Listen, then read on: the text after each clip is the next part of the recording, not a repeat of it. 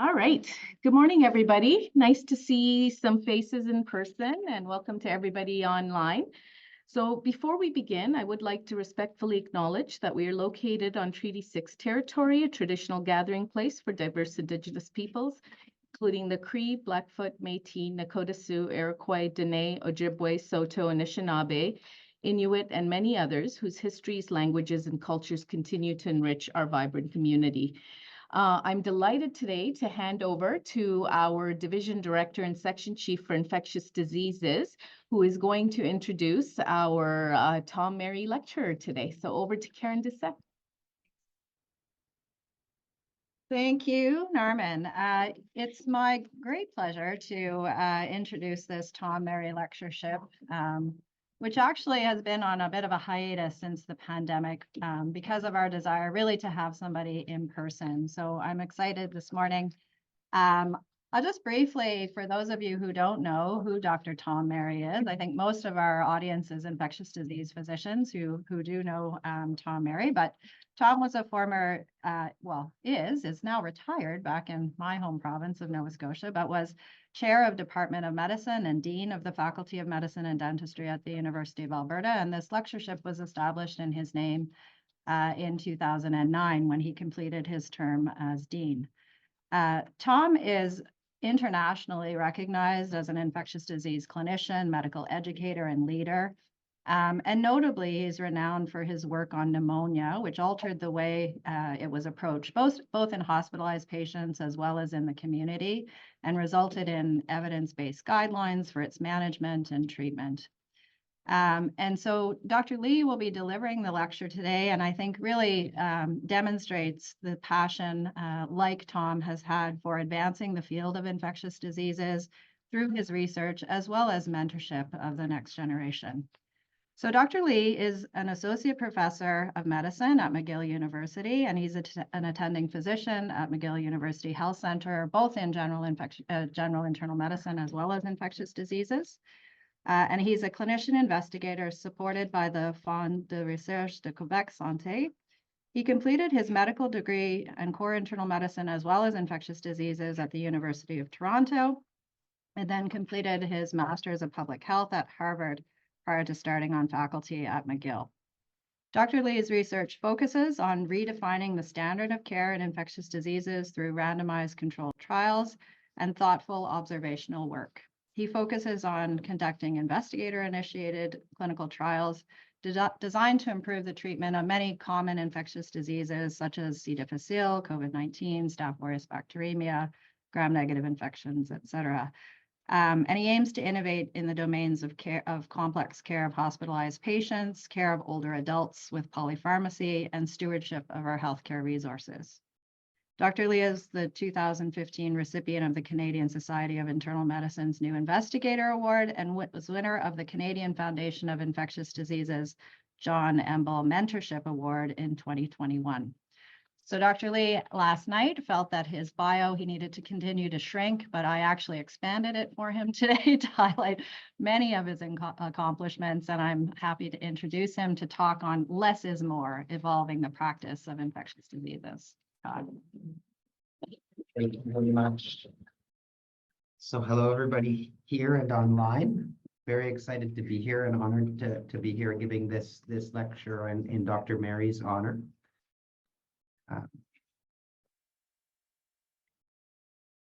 And so I have no real relevant conflicts of interest to declare related to this talk other than intellectual conflict.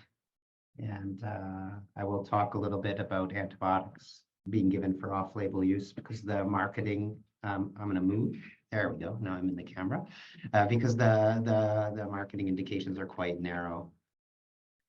And the learning objectives of today's talk will really be to challenge, I think, two established dogmas in infectious diseases, which some people in this room may already feel comfortable in challenging, and to identify in particular situations where oral treatment might be appropriate for serious infections that were traditionally treated with intravenous antibiotics. And then we'll talk a little bit about treatment duration and how there's been some evolution in how long we give antibiotics to patients over the last 10 years. These are really opportunities for us to all use antibiotics more appropriately and judiciously guard our resources, our limited resources in terms of drugs and dollars. So I love this quote from Twitter. I am active on Twitter, sometimes to my own detriment, but I love this quote from Twitter by Tom Walsh, which I use in almost every talk, which is that bacteria don't know the route that the antibiotic is administered. It doesn't matter. It's irrelevant. All that matters is how much drug you can get to the site of infection. It's the pharmacology that matters and not the route. So the bacteria don't care if you give them a pill, if you give it as a subcutaneous injection, if you give it intravenously. As long as there's enough drug at the site of infection to treat that organism, that's all that matters. And so people have been using different terms to discuss oral therapy. This is one of my favorite threads on Twitter about defining the term. I think the favorite term, you can choose whatever you want, but it shouldn't be stepped down, because oral antibiotic therapy, what I'm going to show you or suggest is that oral antibiotic therapy does not represent lesser or inferior care. It's not a step down, it's a change. It's a transition. It's a graduation, or I like the term an evolution. It's an evolution of therapy. And so what are some of the advantages to evolving to use oral therapy? Well, there's a number of advantages. You don't need an intravenous, and in particular for longer durations of therapy, you don't need a peripherally inserted central catheter. Or a midline catheter. So there's less delayed discharge. You avoid complications related to central catheters completely. So there's no more PICC line thrombosis, secondary infection, or in our patients who one day might go on hemodialysis, you maintain the patency of their subclavian veins for dialysis. Much less home nursing. There's no care of the line and flushing and dressings. The patient can swim. I don't know how important that is in Edmonton, but maybe in the summer it is important. They can take a shower. They can have a bath. They don't have to stick their arm out of the shower, to protect that central venous catheter. And in general, it's less costly. In general, the disadvantages, you lose a little bit of that forced adherence. There's no one coming to the house and administering the drug to the patient. You have to assume that the patient is going to have agency, which is a fair assumption for most patients. They do have agency and they're invested in their own health. There's the potential for gastrointestinal upset. You need to consider things that we maybe sometimes don't consider, like absorption or the type of levels that will be achieved by the agent. And then there's a slightly different set of drug interactions. So I'm going to take you through some kind of concrete examples of things that when I was training, we treated exclusively with parenteral antibiotics that we can now treat with oral antibiotics, and that I do routinely and many people do worldwide. So osteomyelitis, I think, is a good example. We have randomized controlled trial evidence, more than one, but I like to highlight Oviva because I think that the British group that did this are just quite exceptional trialists and have done a lot of great work in bone and joint infections. So this is published in the New England Journal of Medicine in 2019. 2019 was an incredible year for oral therapy of serious infections. And they basically took people who had most forms of osteomyelitis, native joints, prosthetic joints, device, fixation device infection, vertebral osteomyelitis, diabetic foot osteomyelitis, things where someone was normally going to get 6 weeks of intravenous therapy. And within the first week, they randomized them to continue intravenous therapy or to switch to some sort of oral regimen.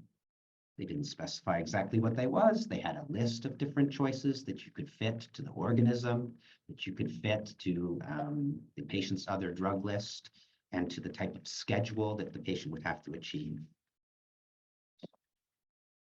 You can see that there was quite a mix of different therapies that were given, predominantly quinolone-based therapies. This is because a lot of them were gram-negative vertebral osteomyelitis, and quinolones are excellent, but also gram-positives and different combinations of beta-lactams and other drugs.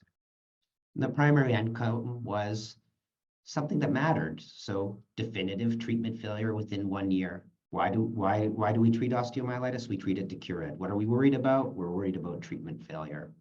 And so they had a very regimented definition of treatment failure, which was microbiologic. So they would identify the same organism that was there before, or histologic, if sometimes these things don't grow, but you can see them on a biopsy. They're very pro-biopsy in the United Kingdom. Unfortunately, my center is very no biopsy.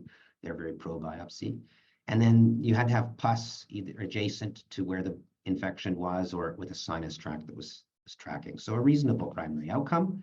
What did they demonstrate? They demonstrated that oral therapy was non-inferior within their originally planned margin of 7.5%, but you could see that the upper bound of the confidence interval was as low as 3%, with a point estimate that was superior to pills.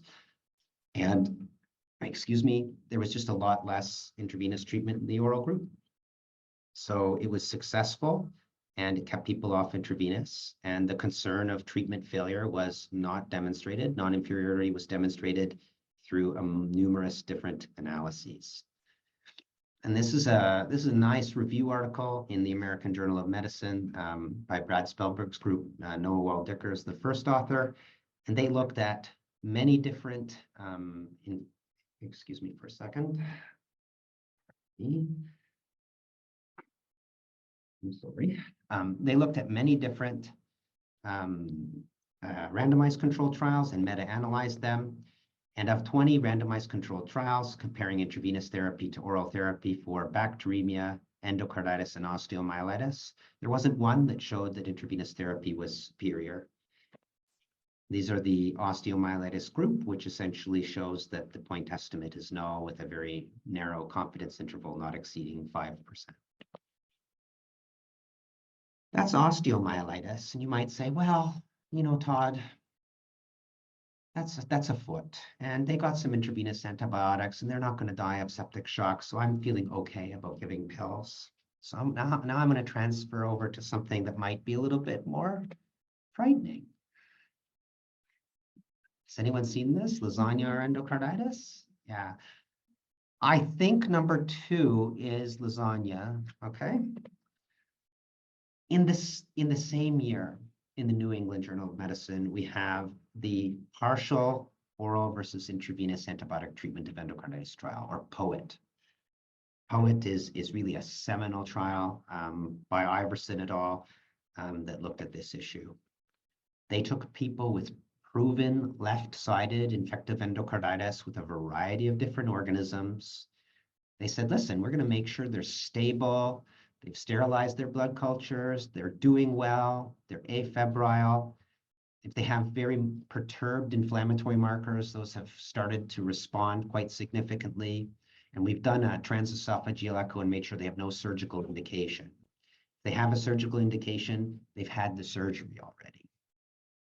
And then they said, we're going to take people also and exclude those where we're worried about the type of levels they're going to get at the site of infection. So people who are really big, where we just don't know, like, that we're going to be able to get enough oral antibiotic distributed in their body because of their body mass index. People who have, you know, Crohn's disease and have had a small bowel resection where there's going to be an absorption problem. People who, you know, we don't trust, or not trust, but people where it's likely that there will be a number of missed doses because of personality or because of cognitive impairment or social circumstances. And then people where we didn't have good oral choices. Okay, and they chose 2 drugs. Again, this was a strategy trial, so they didn't mandate which type of drugs, but they said, here's some drugs that are reasonable based on the type of levels that are achieved. And I've crossed out drugs that aren't available in Canada. Number of different regimens of drugs that are available in Canada. And they gave them 2. And why 2? Well, this had not been done on this level in endocarditis. And they were a little bit concerned that maybe one of the 2, you know, if they went on one drug and the levels were subtherapeutic, that might harm the patient. But if we went with 2 drugs, the odds that both drugs would be subtherapeutic were reasonably low. And so they did the actual therapeutic drug monitoring in this study, and in 7 patients, there were levels that were too low, but the second drug had adequate levels. The primary outcome kind of makes sense for this disease. Death is death. You certainly don't want patients to have to come back and get their valve done unplanned cardiac surgery because the valve is destroyed. Clinically evident new embolic events or relapse of bacteremia, and they followed patients out for 6 months after antibiotic treatment was completed. And so the primary outcome, that composite, occurred in 12.1% of patients in the intravenous arm and only 9% of patients in the oral therapy arm, with a risk difference 3.1% in favor of oral therapy and their non-inferiority margin of 10% met. In fact, the upper bound of the confidence interval only went to 3.4%. What was very interesting, that this alone was quite interesting and paradigm shifting. It's why it ended up in the New England Journal of Medicine. What's interesting is they published 2 follow-up papers where they kind of took these patients out to the longest duration of follow-up that they had. So a median of 3.5 years and a median of 5.4 years, these 2 follow-up papers. And the differences were essentially maintained. And if anything, it looked like oral therapy was statistically superior to intravenous therapy. It wasn't their design, and there are a number of reasons why that might be chance, because there were a lot of deaths that had nothing to do with infection that happened 2 or 3 years later, but certainly nothing to suggest that the benefits or the non-inferiority demonstrated early was not maintained on a long-term basis. And when you look at randomized controlled trials and quasi-experimental trials that have been done, like Spellberg and Noah Wald-Dicker did, you see that, if anything, oral therapy seems to be favored. So I've been doing partial oral therapy since 2019 after the POET trial was published with the fellows. And in general, my kind of candidates in these cases are people who kind of meet the trial criteria. So they've responded, they're better.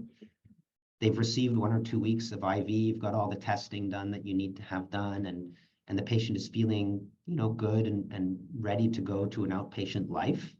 I usually don't transition them inpatient. I used to do it inpatient, but then there were kind of errors that were made at transitions of care. So I usually wait until they're in the office to change them. Although if your system has better continuity than my system, which I suspect you might because of your provincial EMR, that's less likely to happen, and you might change them internally.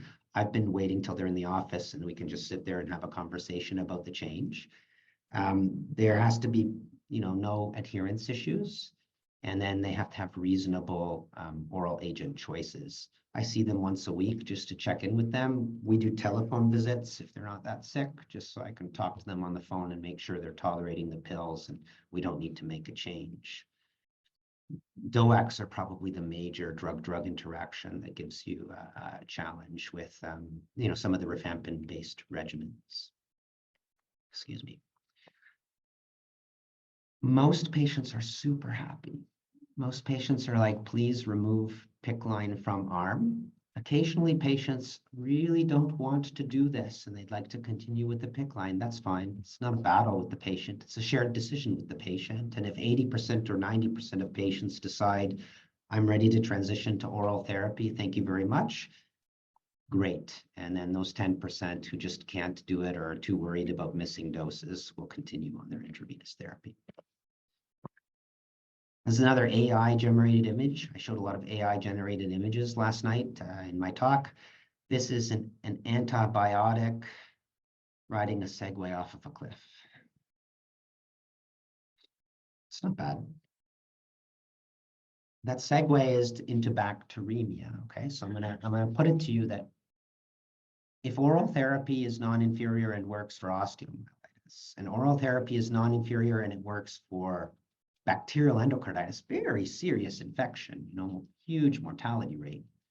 And it works for liver abscess, and I provide a citation there, but it works for pyogenic liver abscess.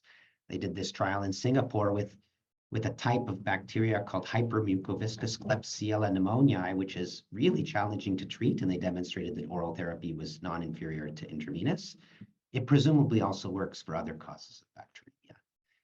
And in this meta-analysis, you can see these are very small trials, but in this meta-analysis in Wald-Dicker's paper, it also looks like bacteremia is trending towards favoring oral therapy. What about Staph aureus?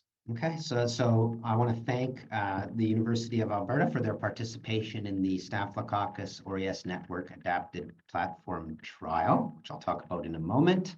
But there has been a previous randomized controlled trial of partial oral therapy in Staph aureus bacteremia, and I loved their infographic, so I kept the slide.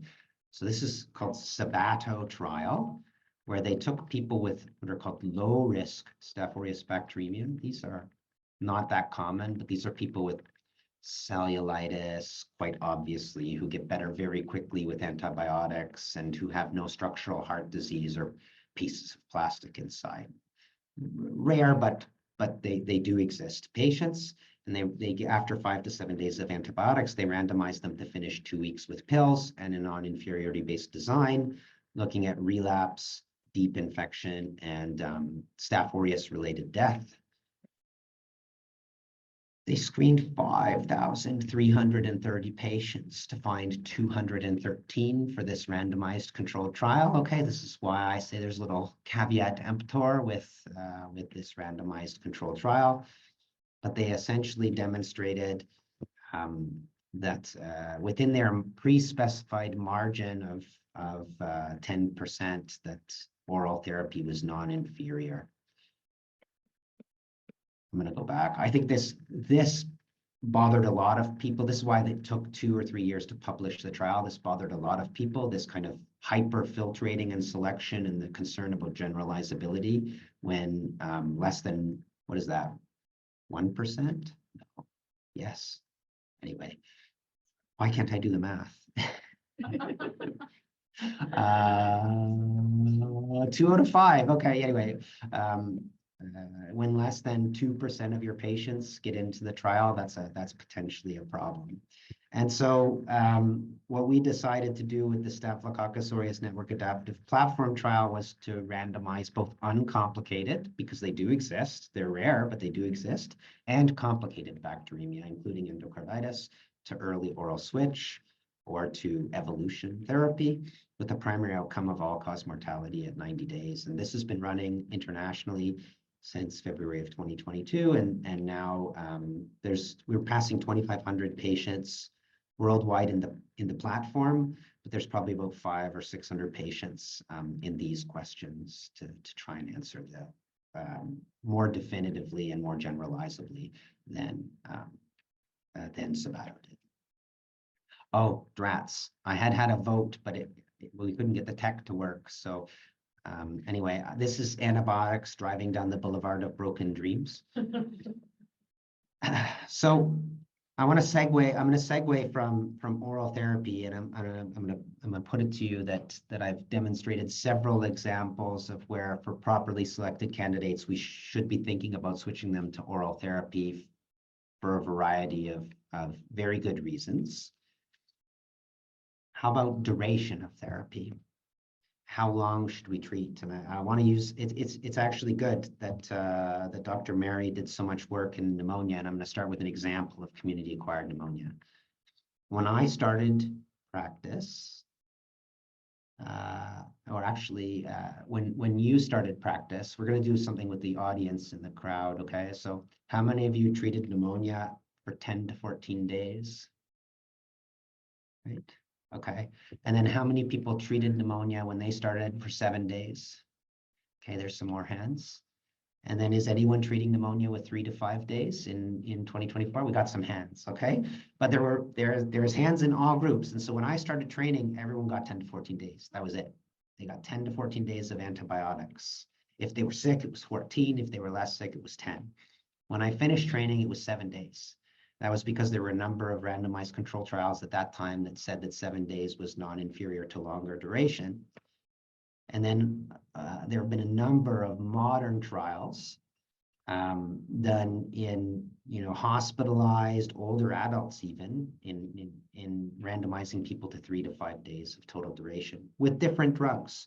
Some with quinolones. 5 days with quinolones was probably the earliest randomized control trials, but recently there's been an RCT of amoxicillin clavulanate stopping at 3 to 5 days. Why does it matter how long we give people antibiotics? Who cares? They're 8 cents.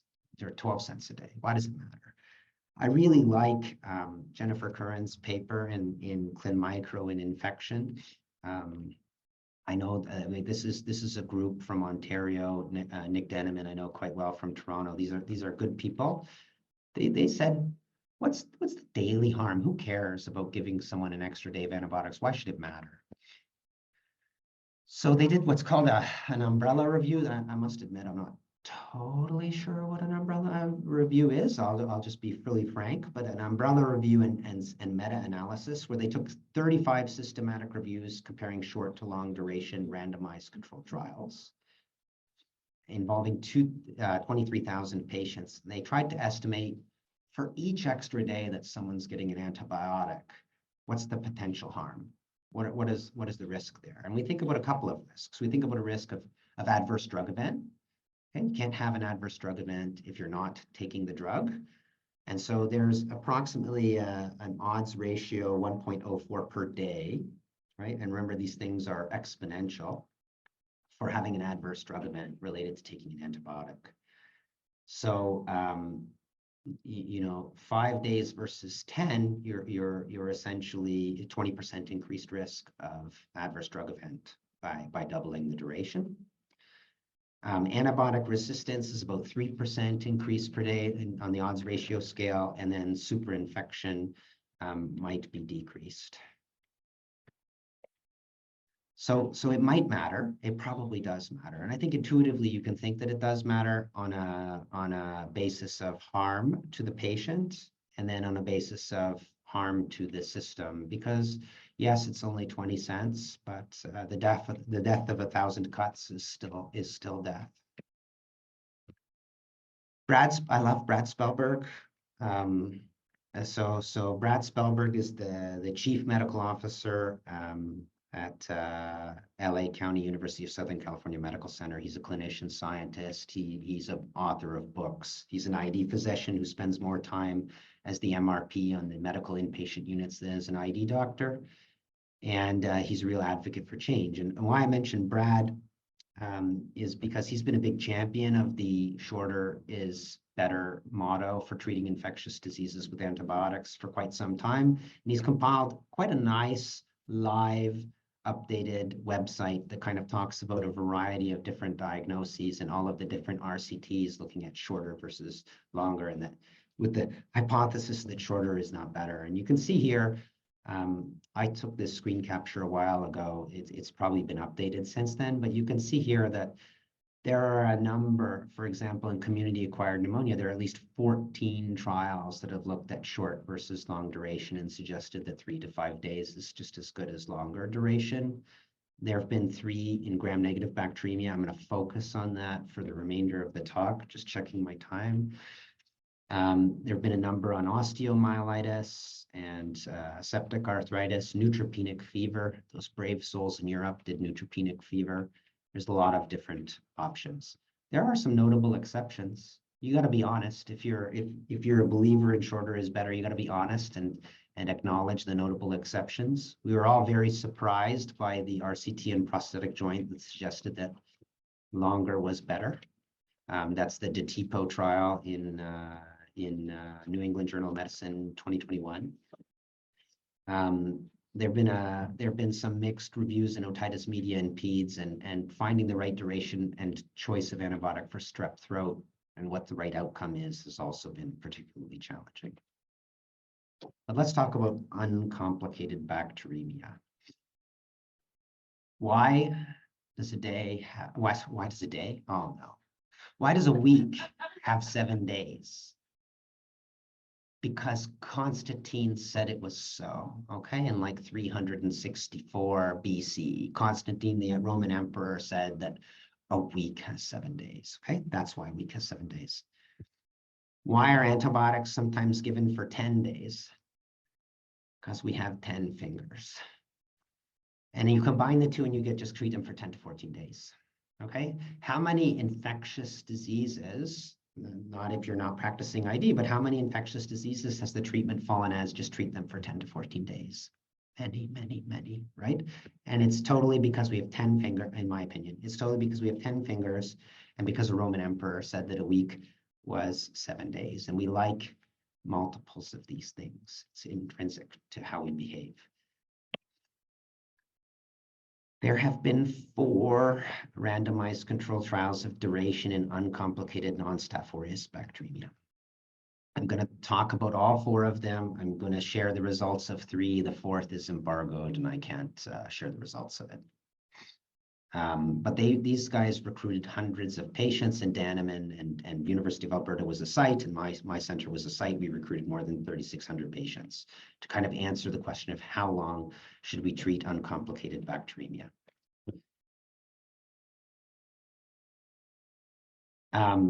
There's a nice individual patient meta-analysis published last year where the authors of these first 3 randomized controlled trial, the Israeli group, the Spanish group, and the Americans agreed. Can you imagine? They agreed to share individual patient data. How nice of them. And they took this individual data meta-analysis and they said, let's take our patients and let's estimate together what the rates of 90-day mortality, 30-day mortality, and relapse of bacteremia are. Each of these individual trials was designed with some sort of composite endpoint of treatment failure or death. But here, with the larger sample size, they really wanted to look at these individual outcomes. When you pool them, okay, which I did, I just wanted to just show you that, you get a very similar result to what they got on the odds ratio scale, but this is on the risk ratio scale. I've done this on purpose. You can see that the point estimate kind of centers around 1, and that there's a confidence interval on both sides. Now, if you were writing, if this was being published in like Cochrane or something, what would people conclude? They conclude there is no demonstrable difference, right? I'm not sure that that's totally true. I mean, yes, there's no statistical difference, but I'm not sure that that really means there is no difference. And so one of the things that our group has been working on is coming up with a strategy to take these kind of meta-analyses that are not conclusive and reframe them from the non-inferiority context, okay? So we have a relative risk and a confidence interval. And we know what the rate is in the control group. Okay, we know how many people died in the control group. In 90 days, it was 56 out of 590, and we know we can convert that to a percent. And so what you can do is you could pre-specify what you thought a reasonable non-inferiority margin was on a risk difference basis, let's say 5%. Let's say that I would accept a 5% non-inferiority margin for 90-day mortality to treat people with 1 week instead of 2. And you can calculate what the actual meta-analytic risk difference is with 95% confidence interval, and then compare that to your non-inferiority margin. So we could actually say this meta-analysis, it's not statistically different, but it meets our pre-specified criteria for non-inferiority, just like a non-inferiority trial would. So when you do that, you see that 90-day mortality, the point estimate is a little bit higher with an a lower bound of lower mortality, and an upper bound that's below 5%, 4.86. 30-day mortality is a little tighter, and recurrence is also a little bit tighter.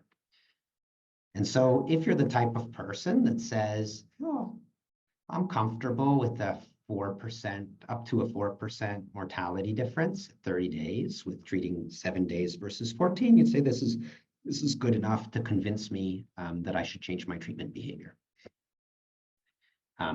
Recognizing that it may be 1.5% better. What will balance add? We'll balance these 3,600 patients. You can see here that we're really talking about 1,000 patients, maybe 1,200 patients. So now you're going to have 4 times the net sample size. And balance was powered on a 4% non-inferiority margin for 90-day all-cause death. The other trials, patients had to be on the ward and well. Balance was recruiting people in the intensive care unit. Probably at least a third to a half of the patients in Balance were recruited from the intensive care unit. And there were also some gram-positive infections that were not Staph aureus included in Balance. So many people, myself included, are comfortable changing to 7 days of therapy instead of 14 in almost all patients who are uncomplicated, meaning they've had source control and They're not neutropenic at the time, and you know, there's no reason to believe that there's a deep-seated infection anywhere. But some people will say, I'm going to wait for the balanced randomized control trial, which will be published in 2024, and will really tighten those confidence intervals and change things. You know, non-inferiority studies are quite interesting in that the margins that are achievable change the sample size quite exponentially. The tighter you make that margin, the sample size will grow quite exponentially and quickly. And you can never satisfy all people. Some people might say, I would treat 200 patients with 2 weeks to prevent one death, and therefore I would only accept a non-inferiority margin of 0.5%.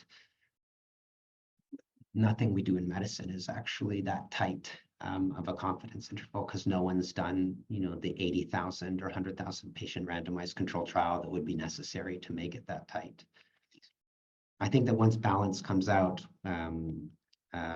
anyone who isn't comfortable with 3.69% will be comfortable with potentially the result when these things are all pooled together.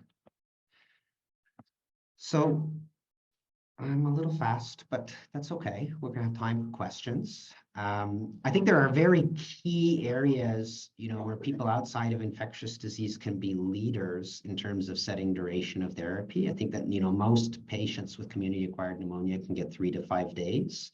The patient, you know, the criteria were quite clearly that the patient is clinically stable and they're off of oxygen and they're afebrile and they're not tachycardic anymore and they're feeling better.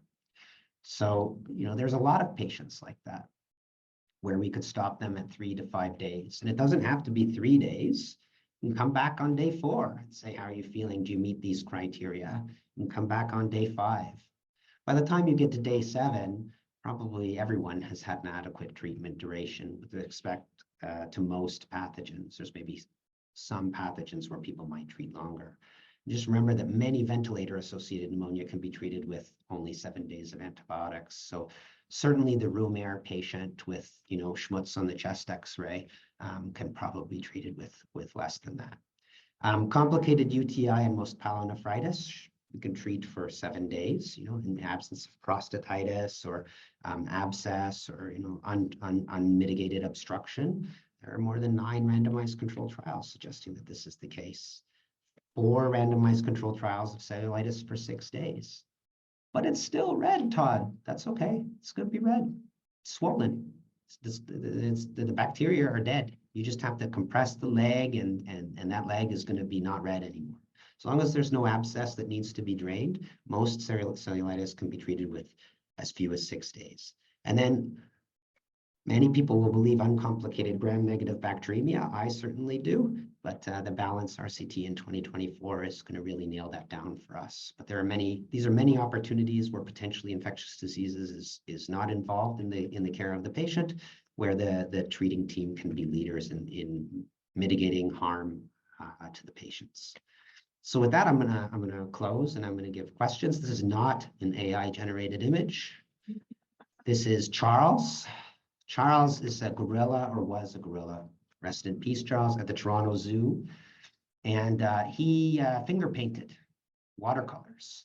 And I'm very sad that I missed out on the auctioning. They auctioned 10 of Charles's watercolor paintings, and I missed out on that. But can you imagine having a gorilla's watercolor painting hanging in your office? That'd be incredible. Thanks very much, Todd. That was a fantastic talk. Questions from the audience. I see Dr. Houston's hand go up first. So there's another disease serious disease we've treated orally for decades, I mean TB. Sure. And we've gone to immense lengths to ensure that people took their medication properly. We made them come in every day to watch them take their pills. We fiddle around with bottles, fancy computer bottles, cell phone systems, and so on. So I guess you haven't really mentioned anything about adherence support in your presentation, and I'm just wondering if this strategy explodes widely outside of clinical trials and highly committed clinicians. Will we start to see problems, and should we, on the other hand, be including some emphasis on adherence support strategies? Okay, so should I repeat the question? Yeah. Yeah, so the question is really about recognizing that in tuberculosis, we treat people with oral antibiotics for a long time, and that those patients, there's been a lot of investment into adherence support strategies to make sure that people are taking their pills as prescribed and for the duration prescribed, and whether we need to be concerned about that when involving oral therapy for these other serious infections. And I think it's a very valid point. I think there are a couple of differences from tuberculosis in that the duration of therapy is often shorter. And so we're talking of most patients are treated for 1 month or maybe 6 weeks at the most, as opposed to tuberculosis, where you're really investing 6 to 9 months of treatment for the patients. But that doesn't change the fact that there needs to be a serious conversation with the patient about the importance of adherence and check-ins. So why do I meet the patient in the office instead of in the hospital? So I can sit down and say, okay, we're going to change you to pills, but this is what it's going to mean. You're going to have to take these pills 4 times a day. You're going to have to take this other pill 2 times a day. You're going to have to commit to doing it even if you feel better. You're going to have to take it until the duration is done. And I'm going to call you next week and you're going to tell me how it's going with the pills. And if they're bothering you, if you're having side effects, do I need to change them? Do I need to bring you in and change you back to IV therapy because you're vomiting uncontrollably or having diarrhea? This is definitely can't be a set it and forget it strategy, unless you're talking about, please take these pills for the remaining 3 days of your pyelonephritis therapy. I think we can agree that most patients would be good at taking their 3 days of therapy, but the person with an infected prosthetic heart valve, I'm going to want to see that patient on a weekly basis, either virtually or on the telephone or in the office, just to make sure that they do get that kind of support. We have a parenteral home IV program that has a lot of support with nursing and things to help the people on IV, but we have no similar parallel process for people who are on home COPAT or what does COPAT stand for anyway? Complicated, or anyway, who are on home oral therapy to consolidate their therapy. So it's a very valid concern. It's more concerning with more complex regimens and for longer periods of time. And it is where case selection is incredibly important. People who are going to forget their pills or not be able to take them probably shouldn't be on oral therapy, even though it's more convenient. There's a question in the chat regarding the use of sputum culture or PCR diagnostics for non-culturable organisms. And so you've talked a lot about duration and route, but this is more about spectrum, I guess, and how. Yeah, I don't know that I want to. I'll answer. What's fascinating is how bad we are at sputum culture in 2024. Right? Like it sounds like the people in the 1940s were wizards, right? Like Oswald Avery and the group at Hopkins, they were wizards. They were finding pneumococcus there all the time. And I can't remember the last time I grew up an important pathogen in a community-acquired pneumonia patient's sputum. It's really hard, even in my emergency department, to get them to collect it properly. So yeah, it's very nice when you know that the patient has pneumococcal pneumonia and that it's sensitive to oral penicillin, because it tells you exactly how you can treat them. But the reality is, with 3 days of therapy, probably by the time you have the culture and the sensitivity, they're done. They're done. And so it almost doesn't matter. We've been multiplexing, like since COVID, the nasopharyngeal swab and PCR and multiplex diagnostics on PCR has exploded the number of people I see who have rhinovirus on their nasopharynx. And I don't know what to do with that when they have a dense lobar consolidation and they're sick. Is that rhinovirus why they have a dense lobar consolidation and they're sick? Or is that rhinovirus something that they had 3 weeks ago that they're positive, or something that they also have that they're subclinical? So I do think that there's I don't want to be a nihilist about diagnostics. I think that diagnostics should help us make actionable decisions. And sometimes I have a hard time seeing how these tests necessarily help us make actionable decisions. I'll agree that if I had a virus positive PCR and nothing that looked like a bacterial pneumonia on X-ray, then maybe that would be helpful at making a decision. Or if you have a negative procalcitonin in that rhinovirus, then maybe that would help you make the decision to avoid antibiotics altogether. But most of the time, by the time you get the results of these tests back, unless you were looking for something very special, the patient is done treatment. Lenora. I actually might, I'll verbalize the question so you don't have to repeat it. Okay. If something is on up here, no? Okay, Oh, I know I'm Mike. I'll shout at you. Okay. I guess, I mean, this is fantastic because I think it makes people just kind of think about their duration and kind of shift the possibilities to shorter. The things that keep me up at night is the definition of uncomplicated and whether in our today's pressure system, people actually necessarily even have time to kind of sort that really well. So let's say you have a gram-negative bacteremia in an elderly patient and they're getting better and they're afebrile and they're, you know, they're okay, they've stabilized, but they have an unexplained thrombocytosis. I would be like, oh, I'm not sure about that. Yeah. I might not go short on that. But if we kind of blanket apply things, then we might miss stuff. So that worries me. So the question is, I guess, is how much of the data that led to these recommendations had escape hatches within the trial design that we should really be thinking about when we're defining who to do this with? You know what I mean? This is a three-parter, so you're in trouble. Oh, okay. I worry about the fact that a lot of the oral choices used in many of the more severe illnesses are not the common oral choices people are not necessarily used to using, like they're often a quinolone plus rifampin or linezolid. And so they're, you know, oral drugs that have a bit more of a,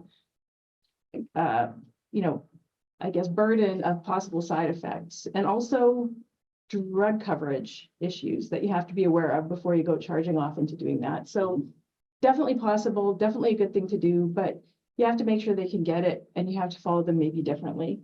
And so I'm coming across it like the devil's advocate actually, but that's what I do. That's okay. And the other thing is, the last thing that you said that I really loved was you call them and find out. And if everyone is moving to shorter as a routine, but they're not doing that extra check of how you doing a little bit later, you never actually see the ones that didn't work out.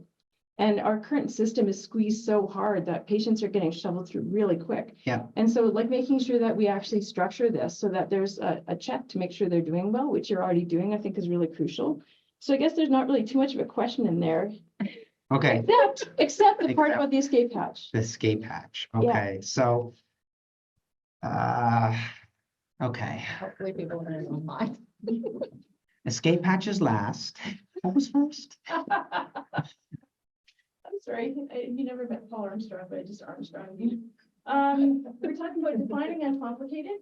Yeah. So you know when you approach kind of any infection, there's like, I use it most often in Staph aureus, but you know it's where did it come from and where did it go, right? And if you can't answer both questions, I don't know that it's necessarily uncomplicated, but many times you can answer both questions. It came from the kidney when this, you know, 35-year-old woman with clinical and obvious pyelonephritis and no risk factors for intra-abdominal badness, they got better. And where did it go? There's no evidence it went anywhere. They're better. And so, you know, if you can answer both those questions of where did the bacteria come from and where did it go very clearly in your own mind, and those answers are nowhere and I know where it came from, then you know, that's really an uncomplicated case. If you have this patient where you're like, I do not understand why they have anemia of chronic disease with their gram-negative in the blood, and it's very nice to blame it on the urine, but maybe, you know, that flank pain is pain in their spine, that's not an uncomplicated bacteremia. You don't know where it went, or you don't understand where that anemia of chronic disease has come from. And maybe you need to settle that question in your mind a little bit before you know, terminate. Many times patients will have enterococcus in the blood and the residents will be like, it must have come from the urine. I was like, did it come from the urine? Because if you can't, unless you can tell for sure it came from the urine, maybe it came from somewhere bad. The number of times I've scanned people's bellies and found, their necrotic gallbladder or their liver abscess with enterococcus unexplained in the blood, or you find it on their valve, is non-zero. And so I think realistically, if you're playing statistics, most gram-negative bacteremia is uncomplicated bacteremia, but there are certain things that should put people's antennae up about the possibility of complication. That patient who is positive for 3 days, that's not an uncomplicated bacteremia. There's something unusual about that case. Yes, that happens with pyelonephritis sometimes, but it also happens with things that you're not expecting. So I hope that answers that segment. And then what's the next segment? This one was the oral choices being unfamiliar potentially. Yeah, I mean, there definitely has to be, so, as I said, it has to be a regimen that is compatible with the patient, is compatible pharmacologically with the pathogen and the site of infection. And there is definitely some content expertise that needs to come around those things. In tuberculosis, anyone can write a prescription for but there's content expertise that comes with administering those drugs and knowing what the contraindications are and knowing what kind of follow-up testing needs to happen. And knowing, which pharmacies, depending on how your locale works, which pharmacies they can even go and fill it at. Because, in Quebec, not all pharmacies have these drugs and you have to direct people to certain places. So yeah, there's definitely a content expertise that happens. An endocarditis patient that's going to be put on partial oral endocarditis therapy, I mean, that's in the infectious diseases sphere of practice, and that's probably someone where I will make the decision of what to put them on and what to follow. And then I'll generate the expertise with these different drugs in advance of, or the knowledge in advance of using them. But definitely I've used more linezolid than I've ever used before. And that's, and I know how to convince the Quebec government to pay for the linezolid. But I also know that there's some patients that if I prescribe that, it's going to be a huge problem when they go to the pharmacy and the pharmacy says, give us $1,000. And so, you have to have, unfortunately, some global understanding of how drugs are paid for. But this is true of home IV too. I don't know who pays for home IV in Alberta. In Quebec, it's the patient. Yes. Yeah, so it's like they want $1,000 for my ceftriaxone. I'm like, what are you talking about? Ceftriaxone's $1.60 a day. They're like, that's the hospital price. That's not the community pharmacy price. And then the third? Well, we talked a little bit about structures and follow-up or follow-up, the short courses, and then the last one was the escape. Yeah, I mean, I also give patients a lot of agency. I run a very large clinic because I see my patients plus all of the fellows' patients that they'll collect when they're on service. We see them together. So I run a very large outpatient practice. I can't possibly follow everyone regularly. So I give patients a lot of agency. I say, these are the things that you need to look out for. And this is how you contact me or our team if those things start happening, so you don't end up in the emergency department. And, patients just call me back. So I say, we're stopping your antibiotics today, and I'm going to give you a call in 1 month after your endocarditis just to see how you're doing. In between that time, if you start having fevers and feeling unwell, you're going to call the office and we're going to bring you in and we're going to see what's happening. And, most reasonable patients, as long as you tell them that they're not bothering you, they will do anything to stay out of the emergency department. They will totally call you, at least in my experience. Our emerge is a disaster. They don't want to do that. Don't record that. I think Dr. Kazan had a question and probably has to go to the emergency room shortly too. Yeah, but just to follow up on it, first of all, fantastic talk. Thank you so Thank much. you. This whole, area, not just with antimicrobials, but I know in multiple areas that you and Emily have been doing just amazing work. But just around looking into the future, and most of us have now shifted to electronic health records and AI technology and things like that. I mean, are you aware of algorithms and ability to, because as Lenora says, it's very hard with, the day-to-day challenges to be able to identify that uncomplicated, and you're always nervous about missing something. So path of least resistance and victim IV and, do the 7 to 10 or 10 to 14 or whatever. I think there's a lot of opportunity for innovation in this kind of sphere. I'll tell you one thing that we're doing in some of our randomized controlled trials that has been quite exceptional is we do text message or email check-ins. And it's not for everybody. We offer them voice check-ins, and some people say, oh, I want to be called. But otherwise, we send them very directed questions about their health. And as long as they're answering those directed questions saying, I'm feeling fine, I'm not having any side effects, there's no problem, and they're answering them because it closes the loop, you say, okay, Joe is fine. Joe stops answering, or Joe answers questions in the affirmative, you say, we better bring Joe in for a visit.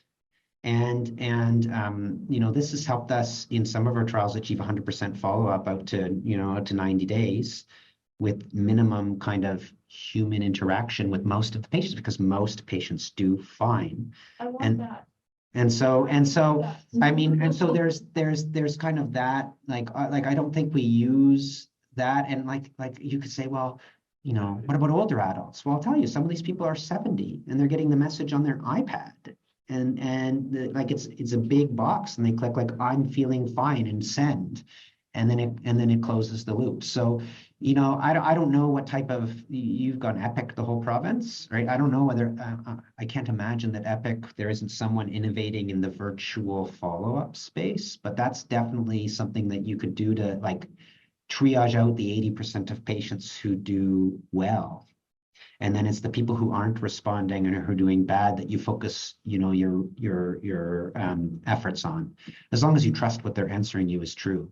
Because, you know, some people will say that they're doing well because they, you know, don't want to come back to the hospital. But I think you can get a sense if you've worked with the patient for a while of who those people are, that you can offer them a way that isn't the emergency department.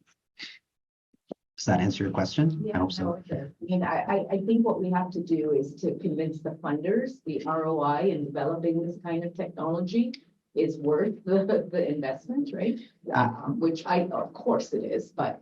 The best thing I thought the Quebec government did during the pandemic was compensate me for telephone visits with patients or virtual visits. And they talked about killing it. And I was like, I have patients that live 3 hours away. You know, they are so happy that I can just call them and see how they're doing and decide on the phone whether they need to make the 3-hour trip or not.